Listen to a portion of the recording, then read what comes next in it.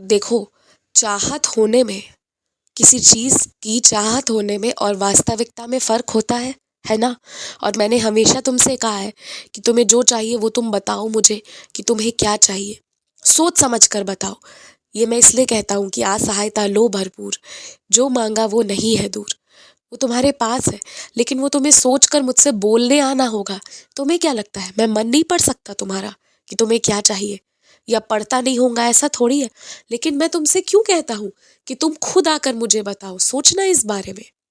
मैं सिर्फ इसलिए तुमसे कहता हूँ कि तुम खुद आकर मुझे बताओ ताकि तुम्हें स्पष्ट हो जाए, तुम्हें क्या चाहिए। क्योंकि एक मन की सोच होती है, एक मन की चाहत होती है और एक वास्तविकता होती है। तो वास्तविकता में क्या चाहिए तुम्हें, ये तुम स्पष्ट करके आओ। इसलिए मैं तुमसे कहता हूँ कि खुद आओ और खुद बताओ। क्योंकि अगर तुमसे स्पष्ट करवाए बिना मैं तुम्हें चीज़ों को देता हूँ ना, तो तुम दुखित ही रहते हो। तुम्हें लगता है वो कम है। इसलिए मैं अब हर एक चीज़ में चाहता हूँ कि तुम स्पष्ट करके आओ कि तुम्हें क्या और कितना चाहिए।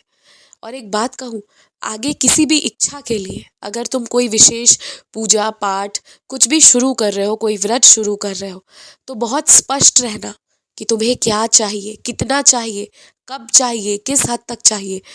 अपनी स्पष्टता से बात को सामने रखना। बस ये मैं कहना चाहता हूँ। तुम स्पष्ट रहोगे ना, तब कोई चीज़ तुम्हें मिलेगी तो तुम्हें समझ आएगा कि आज तक तुमने जितनी भी दुआएं की है ना, कुछ भी बर्बाद नहीं हुआ है। हर एक चीज़ मैंने सुना है और हर एक चीज़ का जवाब मैंने दिया है। देर चाहे सवेर पर दिया ज़रूर है।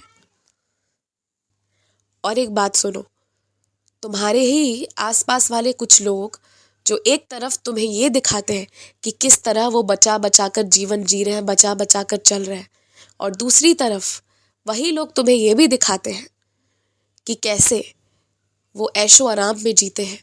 तो ना, ये उनका जो ये दो तरफा व्यवहार है ना, ये दोनों में से कोई सही नहीं है। एक तीसरी बात है जो तुम्हें ज्ञात नहीं है पर जिस ओर तुम्हारा शक है, और तुम्हारा शक वो शक नहीं है, वो बिल्कुल सही है। तो मैं बस यही कहूँगा कि ज़्यादा नहीं पढ़ना है, ज़्यादा नहीं सोचना है। बस एक सीमा में, एक सीमित तरीके से रिश्ते को आगे ले जाना है ताकि वो सदैव रहे। वो लोग गलत बिल्कुल नहीं है, तुम्हारे लिए तो गलत चाहते भी नहीं है। तो इसलिए कुछ गलत बात नहीं है, कोई गलत वाली सोच भी नहीं रखनी है। पर एक सीमा के आगे नहीं बढ़ना है किसी के जीवन में, नहीं तो दिक्कत होगी। और मैं तुमसे एक तुम्हारी गलती की ओर तुम्हारा ध्यान ले जाना चाहता हूँ। जब तुम किसी से बहुत प्रेम करने लगते हो ना, तो तुम्हें उस व्यक्ति के मान सम्मान हर एक चीज़ की इतनी चिंता हो जाती है ना कि कभी कभी जाने अनजाने तुम उस व्यक्ति से कुछ ऐसी चीज़ का जिद करने लगते हो जो उस व्यक्ति को बिल्कुल पसंद नहीं है, या शायद वो उसे पसंद नहीं आएगा। इसलिए मेरी बात मान कर ना, एक चीज़ मैं तुमसे कहूँगा, प्रेम करते हो, प्रेम अपने तरीके से झलकाओ, पर किसी से ना बहुत ज़्यादा जिद मत करो। अन्यथा सामने वाले को मुंह खोलने में, तुम्हें डांटने में ज़्यादा देरी नहीं लगेगी। कुछ बोल दे सामने से कोई तो तुम्हें ज़्यादा आहत महसूस होगा, रोओगे, तकलीफ होगी तुम्हें, और फिर उसके बाद दोबारा उस तरह से प्रेम नहीं कर पाओगे। तो इसलिए ना, जो तुम्हारी जिद करने की आदत है, वो जिद करने की आदत को थोड़ा थोड़ा कम करो। नहीं तो तुम नहीं जानते हो, ये आदत तुम प्रेमवश कर रहे हो, ये बात सही है, पर सामने वाले को शायद इस तरह की आदत का सामना करने का नहीं पता होगा तरीका, या उसे आदत नहीं होगी कि इस तरह की आदतों का सामना किया जाए। तो हो सकता है उस व्यक्ति की प्रतिक्रिया तुम्हारे मन के अनुसार ना हो। तो ऐसे ही में ना चीज़ें खराब होती हैं। तो किसी से भी ना ज़्यादा जिद मत करो, और शिकायत भी बहुत ज़्यादा किसी से मत करो। जो है जैसे है उसे रहने दो, नज़रअंदाज करो और आगे बढ़ो। यही तरीका है। क्योंकि कुछ लोगों को शिकायत करने भी जाओगे तो उन्हें फ़र्क नहीं पड़ेगा, तो उतना तुम्हें नहीं पड़ना है किसी चीज़ में। एक सीमित जीवन जियो और अपने आप में और मेरे साथ खुल कर बात करो। बस मैं तुम्हारा सखा हूँ, मैं तुम्हारा दोस्त हूँ, मित्र हूँ।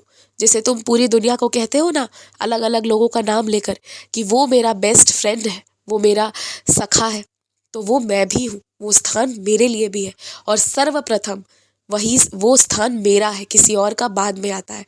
तो तुम मुझे जो चाहो, जैसे चाहो, एक अच्छे मित्र के तौर पर बिल्कुल कह सकते हो, और कहो, और मुझसे खुल कर बात करो, उस पर कोई दिक्कत नहीं है। मैं तुम्हारी हर परेशानी, हर दुख का कोई ना कोई उपचार निकालूंगा, भरोसा रखो मुझ पर। आयुष्मान भव। विश्वास करना, कभी मत छोड़ना। तुम्हारा विश्वास ही तुम्हें आगे ले जाएगा।